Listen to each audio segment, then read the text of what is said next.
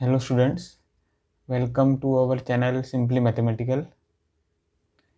आज की इस वीडियो में हम शुरू करेंगे सब topic definite integrals of chapter 7 integrals of class 12। ठीक है, तो आपने अभी तक सिर्फ इंटीग्रल्स कैसे इवेलुएट करते हैं वही पढ़ा है। ठीक है, तो आपने बहुत सारे फॉर्मूले और फिर प्रॉब्लम सॉल्व किए हैं उन फॉर्मूले पर based.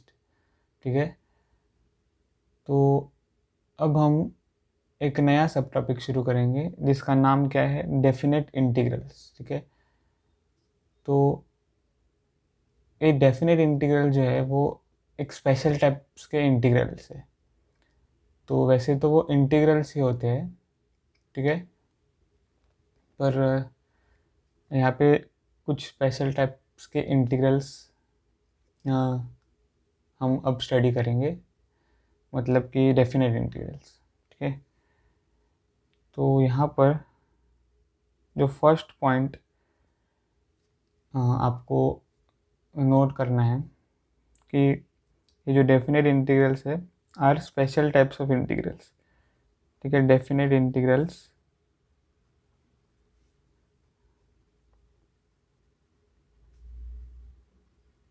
Are special type of integrals.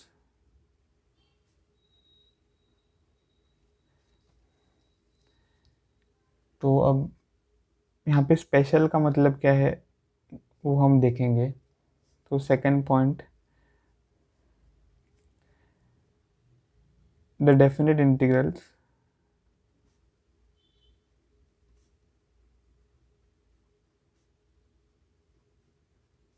are denoted by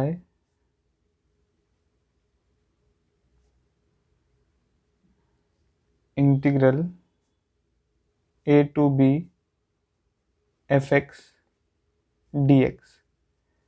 ठीक है, तो जो डेफिनेट इंटीग्रल्स है उसको हम कैसे डिनोट करते हैं, इंटीग्रल a to b, ठीक है, fx dx। तो यहाँ पे आप देख सकते हो कि ये आपको साइन जो है वो फेमिलियर है, ये साइन आप जानते हैं। तो ये साइन इंटीग्रेशन की साइन है of F x d x, पर यहाँ पर कुछ स्पेशल नंबर्स है। ठीक है, तो यहाँ पर जो नंबर है ए उसे हम कहते हैं lower limit of the integral, और यहाँ पर जो नंबर है बी उसे हम कहते हैं upper limit of the integral. ठीक है, तो ये वो स्पेशलिटी है इस इंटीग्रल्स की। तो ये सिंपल इंटीग्रल्स नहीं है, यहाँ पर नंबर्स है। ठीक है, तो where a is called the lower limit, क्योंकि ये जो नंबर है वो नीचे है इस इंटीग्रल के, तो लोअर लिमिट, ठीक है, of the integral and b is called the upper limit. ठीक है, क्योंकि ये जो नंबर बी है वो ऊपर है इंटीग्रल के, तो इस बी को हम क्या कहते हैं, अपर लिमिट। तो यहाँ पर अब दो टर्म्स अपने नए सीखे हैं, वो क्या है, लोअर लिमिट और अपर लिमिट। ठीक है, अब ये जो इंटीग्रल है उसको हमको इवेल्युएट करना है। ठीक है, फाइंड करना है। तो जब आप इस इंटीग्रल की वैल्यू फाइंड करेंगे तो वो जो वैल्यू है वो यूनिक होगी। ठीक है, तो उसका मतलब है अगर आपके पास एक फंक्शन है एफ एक्स, ठीक है, और ए और बी आपको दिया हुआ है, ठीक है, ए और बी आपके पास गिवन है। तो जब आप इस इंटीग्रल को इवेलुएट करोगे तो आपको एक वैल्यू मिलेगी, ठीक है। तो वो जो वैल्यू है वो यूनिक होगी, मतलब कि जो वैल्यू है इस इंटीग्रल की वो एक ही होगी, दो नहीं होंगे वैल्यू सेम इंटीग्रल के, ठीक है। दो डिफरेंट वैल्यूज़ नहीं होंगे इस इंटीग्रल के। तो थर्ड पॉइंट हमें लिखना है, द डेफिनेट इंटीग्रल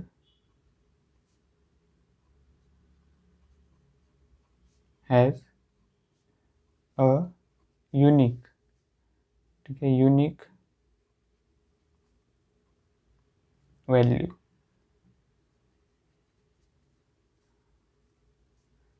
ठीक है।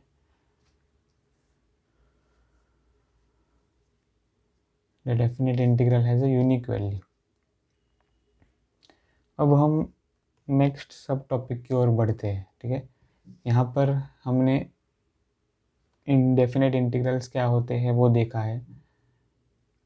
अब हम यहाँ पर दो इम्पोर्टेंट थियरम्स पढ़ेंगे, ठीक है।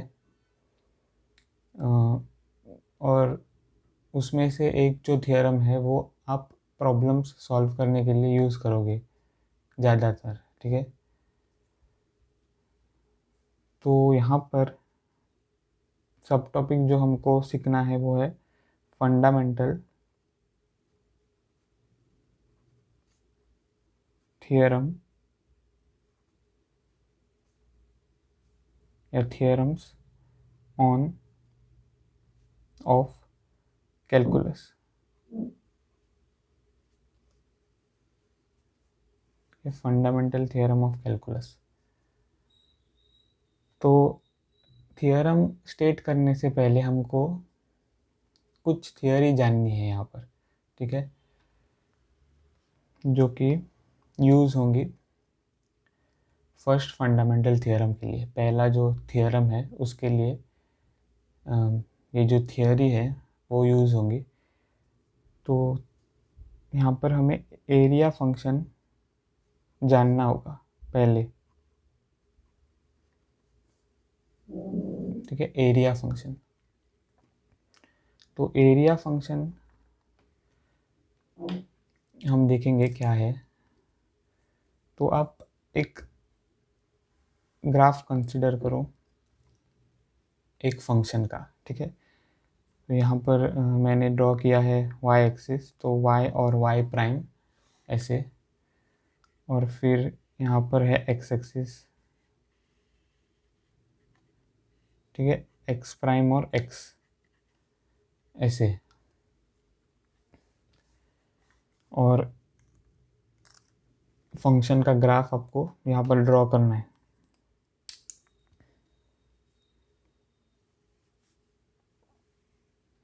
ठीक है। तो y equal to F x ये फंक्शन है और इसका ग्राफ आपने यहाँ पर ड्रॉ किया है, ठीक है। अब इंटरवल यहाँ पर दिया हुआ है, ठीक है, जिस पर ये फंक्शन डिफाइंड है। तो इंटरवल हम लेंगे यहाँ पर a और b, मतलब कि a कॉमा b, ठीक है, closed interval a comma b, ये तो आपको पता है। इंटरवल आपको x एक्सिस पर लिखना है, ठीक है। ये इंटरवल जो है x एक्सिस पर वो क्या है, domain of this function F X, ठीक है, ये है डोमेन। डोमेन का मतलब आपको पता है जिस पर फंक्शन डिफाइंड है, ठीक है। तो ये जो x की वैल्यूज़ है वो किस इंटरवल से है, x इंटरवल से है, ठीक है। मतलब कि आप जो x लेते हो वो इस इंटरवल से लेते हो। तो यहाँ पर अगर आप वर्टिकल लाइन ड्रॉ करो ऐसे, मतलब कि a की जो वैल्यू है इस ग्राफ पर वो क्या है, f ऑफ a, ठीक है। तो यहाँ पर आपको मिलेगा f ऑफ a, और यहाँ पर ठीक है आपको मिलेगा f ऑफ b, तो ये होगा f ऑफ b, ठीक है ऐसे। तो अब एरिया फंक्शन का मतलब क्या है, तो अगर आप यहाँ पे एक x लेते हो यहाँ पे, ठीक है, इस डोमेन से, ठीक है, इस डोमेन से अगर आप कोई भी x वेरिएबल लेते हो और उस फंक्शन की, उस पॉइंट x की वैल्यू फंक्शन के ग्राफ पर देखते हो यहाँ पे, ठीक है, तो वो वैल्यू है f ऑफ x, ठीक है। तो f ऑफ x वो वैल्यू है। यहाँ पे क्या है, f ऑफ a, ठीक है। बस ये आप वैल्यू देखो f ऑफ x यहाँ पे। अब area function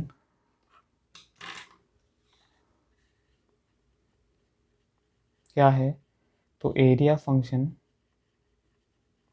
is equal to integral, ठीक है, a टू x, ठीक है, a टू x। अभी अभी हमने डेफिनेट इंटीग्रल्स का डेफिनेशन पढ़ा है, तो वहाँ पे जो फंक्शन है, ठीक है, ये जो फंक्शन है वो डिफाइन किस पर है, f ऑफ x जो है वो डिफाइंड है closed interval a comma b पर, ठीक है, वेयर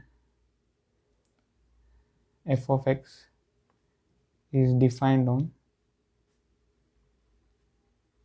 a कॉमा b, मतलब कि जो x की वैल्यूज है वो इस इंटरवल से है, ठीक है, और यहाँ पर जो a है वो सेम a है, और यहाँ पर जो b है वो ये b है, ठीक है। तो यहाँ पर अब जो फंक्शन डिफाइंड है वो इस इंटरवल से है, same interval closed a comma b, ठीक है, जो हमने देखा है सेकेंड पॉइंट में।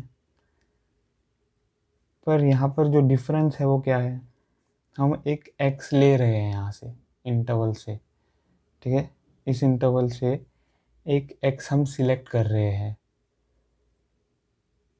और वो इंटरवल अब हम ले रहे हैं यहाँ पे, ठीक है। तो इंटरवल क्या है, a कॉमा x, ठीक है ना। तो ये जो x है यहाँ पर वो कहीं पर भी इस इंटरवल में हो सकता है, क्योंकि वो वेरिएबल है, तो कहीं पर भी ये x की वैल्यू हो सकती है इस इंटरवल में। तो वैसे हमने ये x सिलेक्ट किया है, और सेम फंक्शन है f ऑफ x, ठीक है, dx। तो इस फंक्शन को हम क्या कहेंगे, a ऑफ x, ठीक है, a ऑफ x।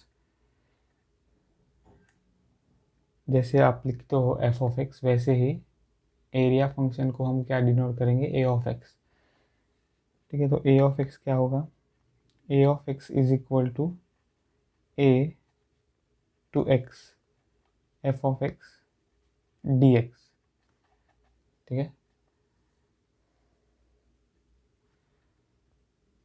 तो अब इस डायग्राम में a ऑफ x कहाँ पर होगा, तो ये जो पोर्शन है, ठीक है, ग्राफ के नीचे का पोर्शन यहाँ पे, वो है एरिया फंक्शन, ठीक है, ए एक्स। तो आप बेसिकली एरिया फाइंड कर रहे हो इसकी, मतलब कि एक्स एक्सिस में जो इंटरवल है A of A comma x, ठीक है, उस इंटरवल के करस्पॉन्डिंग ग्राफ के नीचे की एरिया, ठीक है। तो उस एरिया को हम डिनोट करते हैं ए ऑफ एक्स, और उसका डेफिनेशन क्या है, integral a to x f of x d x, ठीक है। तो यहाँ से आपको पता चल जाएगा कि अगर आप ये जो x है वो इक्वल टू b लेते हो यहाँ पे, मतलब कि होल इंटरवल अगर आप यहाँ पे लेते हो तो आपको ये पूरा एरिया मिल जाएगा, ठीक है, इस इंटरवल के करस्पॉन्डिंग। तो वो जो एरिया है उसे हम क्या कहते हैं, area under the integral, area under the curve, ठीक है, एरिया अंडर द कर्व, ठीक है। पर यहाँ पे हमको एरिया फंक्शन देखना है, तो area function a of x is equal to integral a to x f of x d x, ठीक है। अब हम बढ़ते हैं first fundamental theorem of integral calculus, ठीक है।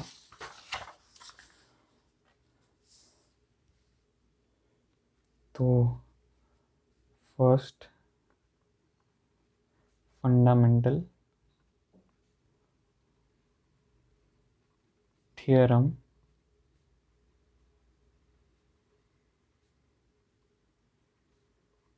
ऑफ इंटीग्रल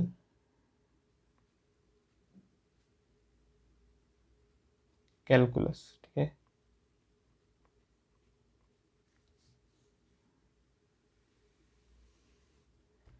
तो यहाँ पर हम थियरम स्टेट करेंगे।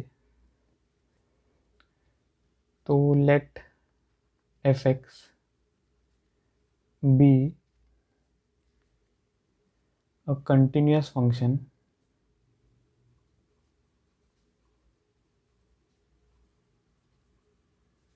ठीक है, defined on closed interval a comma b. तो आपके पास एक फंक्शन है एफ ऑफ एक्स जो कि कंटिन्यूअस है, ठीक है, कंटिन्यूअस, और डिफाइंड है इंटरवल क्लोज्ड ए कॉमा बी पर।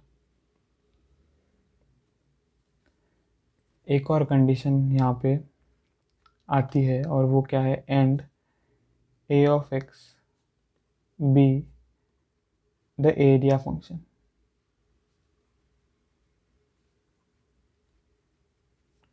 ठीक है, A of x be the area function. और एरिया फंक्शन अभी अभी हमने देखा है, तो that is A of x is equal to a to x f of x d x, ठीक है। देन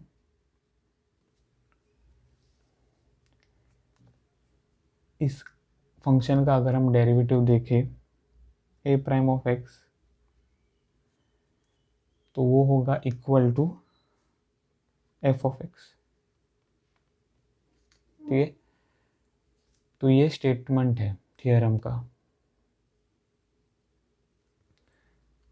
तो यहाँ पर आपको क्या याद रखना है, f x is a continuous function, ठीक है, एफ एक्स एक कंटिन्यूस फंक्शन है और फंक्शन डिफाइंड है closed interval a comma b पर, and A of x is the area function, that is A of x is equal to integral a to x f of x d x. Then a prime of x मतलब कि derivative of a of x is equal to F of x जो कि integrand है, ठीक है। Area function में। तो ये आपको थ्योरम याद रखना है। फिर हम बढ़ेंगे second fundamental theorem of integral calculus की ओर। तो second fundamental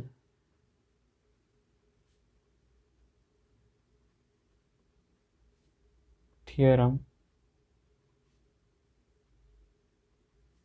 of integral calculus.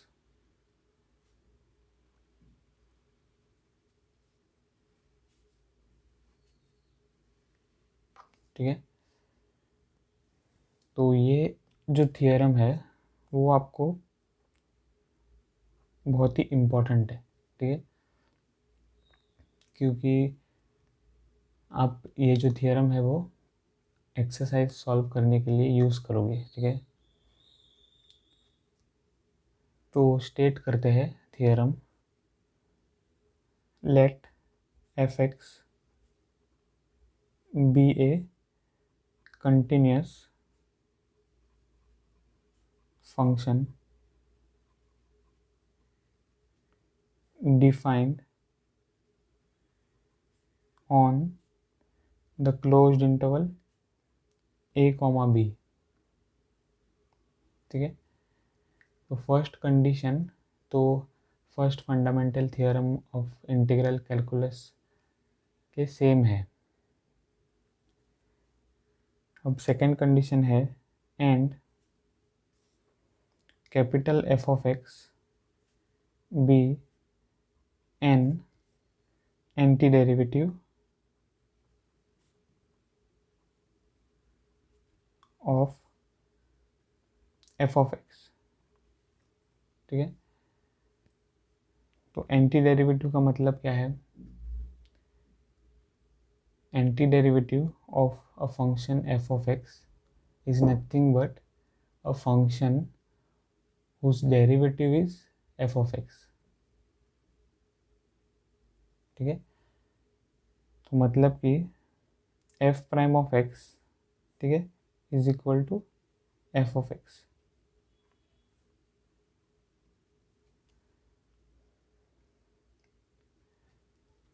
तो then integral of a to b f of x dx is equal to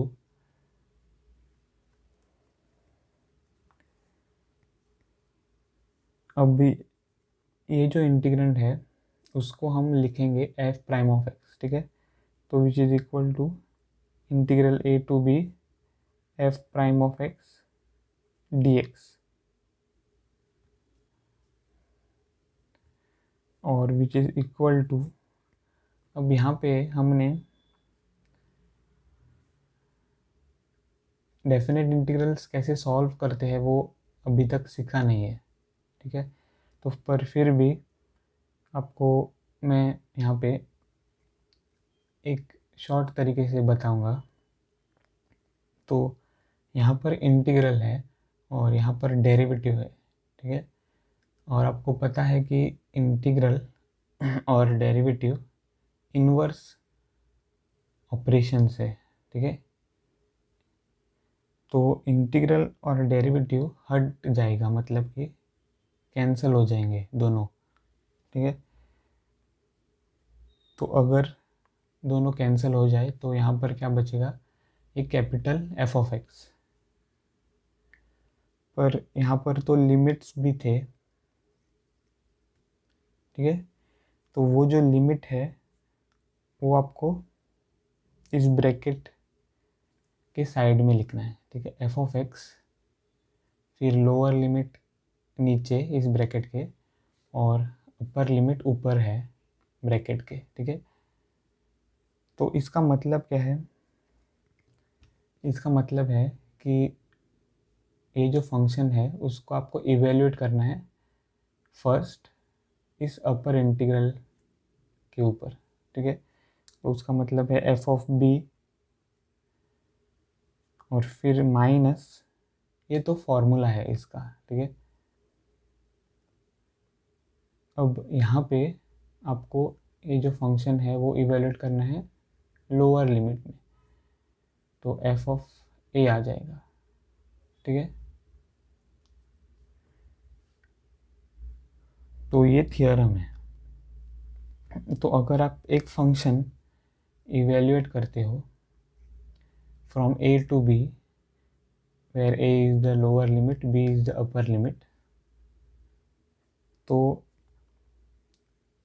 जो आंसर है वो क्या होगा, एफ ऑफ बी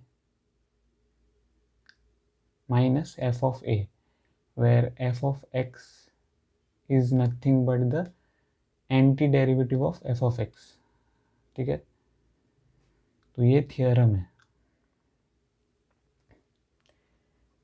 तो बहुत ही इम्पोर्टेंट थियरम है, क्योंकि आप यूज़ करोगे वो थियरम सॉल्व करने के लिए प्रॉब्लम्स, ठीक है। अब यहाँ पे हम steps for calculating definite integrals सीखेंगे।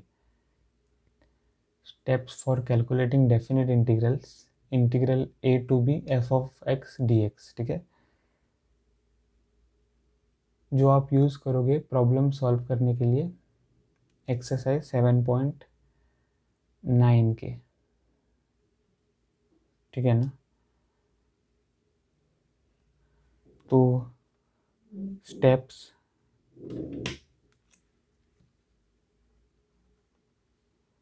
फॉर कैलकुलेटिंग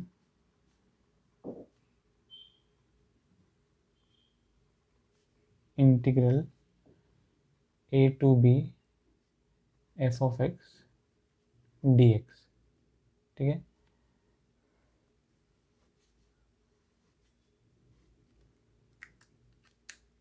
तो फर्स्ट स्टेप क्या है देखते हैं। फर्स्ट स्टेप, तो पहले तो हमें यहाँ पे जो इनडेफिनेट इंटीग्रल है, मतलब कि इंटीग्रल बिना लिमिट्स के, ठीक है, वो इवेलुएट करना है। तो find integral f of x d x, ठीक है। तो यहाँ पर देखो मैंने जो लिमिट्स है वो नहीं लिखे, तो हमको क्या करना है, जैसे आप नॉर्मल इंटीग्रेशन करते हो जो आपने सीखा है पिछले सब टॉपिक्स में, वैसे ही आपको इंटीग्रेट करना है, ठीक है। तो find integral f of x d x, फिर let integral of f of x d x be equal to capital F of x, ठीक है। तो जो डेफिनेट इंटीग्रल इनडेफिनेट इंटीग्रल है उसको आप F of x, capital F of x कहो यहाँ पे। अब यहाँ पर तो फर्स्ट स्टेप ख़त्म होता है, पर यहाँ पे एक कंडीशन हमको लिखना है, ठीक है। तो कंसीडर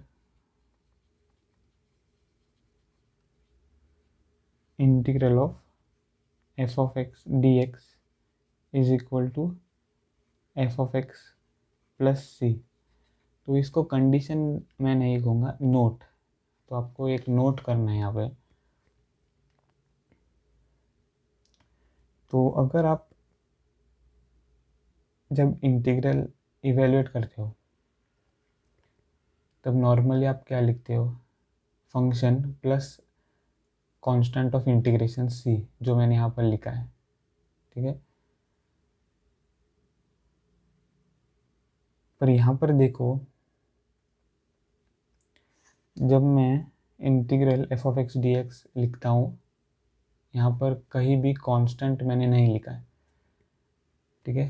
तो वो जो कांस्टेंट है वो हमको नहीं लिखना है, तो उसी के बारे में ये नोट है, ठीक है, उसी के बारे में ये नोट है।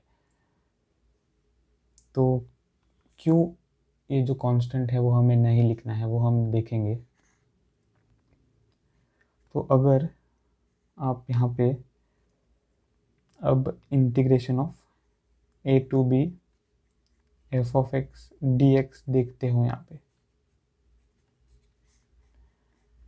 ठीक है। तो by first fundamental theorem of integral calculus हमको क्या मिलेगा यहाँ पर, देखो यहाँ से f of b minus f of a मिलेगा, ठीक है। पर यहाँ पर जो फंक्शन हमने लिया है वो क्या है, f ऑफ x प्लस सी। तो यहाँ पर क्या आ जाएगा, f of b plus c bracket, क्योंकि यहाँ पर दो टर्म्स है, फिर माइनस, एक्चुअली में अगर हम ये कांस्टेंट नहीं लेते तो हमें माइनस f ऑफ a मिल जाता फर्स्ट फंडामेंटल थियरम से, ठीक है। पर यहाँ पर हमारे पास एक कांस्टेंट भी है, तो हमको क्या मिलेगा यहाँ पे, f of a plus C, ठीक है। तो यहाँ से हमें मिलेगा f of b plus C, फिर minus f of a minus plus minus C, ठीक है। और which is equal to plus C और माइनस सी कैंसिल हो जाएगा और हमको क्या मिलेगा, f of b minus f of a। अच्छा, तो हमें ये मिल गया है, पर उसका मतलब क्या है, तो उसका मतलब है अगर हम ये कांस्टेंट यहाँ पे लिखते भी हो, ठीक है, जब हम ये definite integral indefinite integral evaluate करते हैं तब वो कांस्टेंट गायब हो जाता है, ठीक है, मतलब कट जाता है यहाँ से।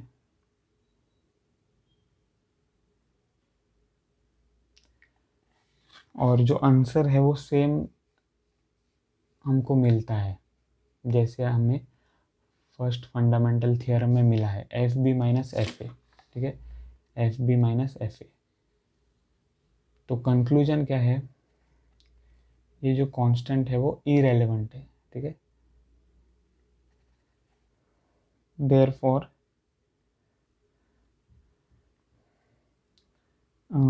The constant C is irrelevant,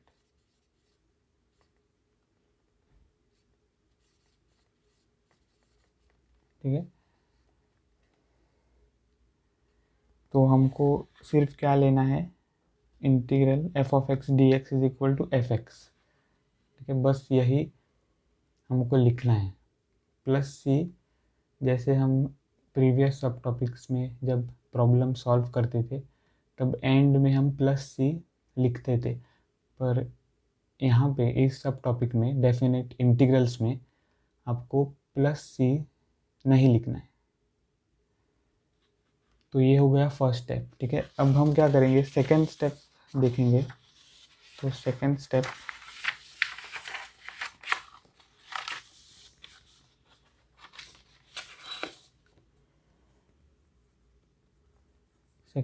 तो बस इवेल्युएट करना है हमें, ठीक है।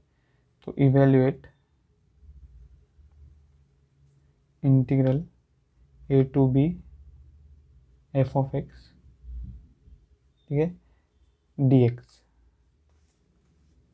उसका मतलब क्या है, फर्स्ट फंडामेंटल थियरम हमें यूज़ करना है। तो a to b f of x dx is equal to, अब फर्स्ट फंडामेंटल थियरम क्या कहता है, आपके पास एंटी डेरिवेटिव होना चाहिए यहाँ पे, ठीक है, antiderivative of f of x। तो यहाँ से ये जो कंडीशन है उससे हमें क्या मिल गया है, अब integral of f of x dx is equal to f of x। ठीक है। मतलब कि अगर हम इस फंक्शन का डेरिवेटिव लेते हैं तो एफ प्राइम ऑफ एक्स, हमको क्या मिलेगा, derivative of integral of f of x. तो जो डेरिवेटिव और इंटीग्रल है वो कैंसिल हो जाएंगे और हमें सिर्फ क्या मिलेगा, एफ ऑफ एक्स। ठीक है। तो ये अब बन जाएगा anti derivative of f of x. तो जो कंडीशन है सेकेंड फंडामेंटल थ्योरम की, हमें फर्स्ट फंडामेंटल थ्योरम कह रहा था, तो सेकेंड फंडामेंटल थ्योरम की कंडीशन जो है वो हमको यहाँ पर यूज़ करनी है। ठीक है। तो सेकेंड फंडामेंटल थ्योरम क्या कहता है कि जो एंटी डेरिवेटिव है वो आपको इवेलुएट करना है पहले अपर लिमिट में, तो एफ ऑफ बी फिर माइनस एफ ऑफ ए। ठीक है। मतलब कि माइनस आपको एफ ऑफ एक्स इवेलुएट करना है एक्स इक्वल टू ए पर। ठीक है। तो f of b minus f of a आपको मिल जाएगा यहाँ पे।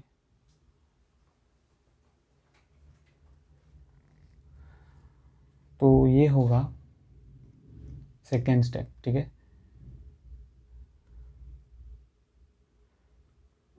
तो बस इतना कॉन्सेप्ट आपको पता होना चाहिए एक्सरसाइज 7.9 सॉल्व करने के लिए। ठीक है।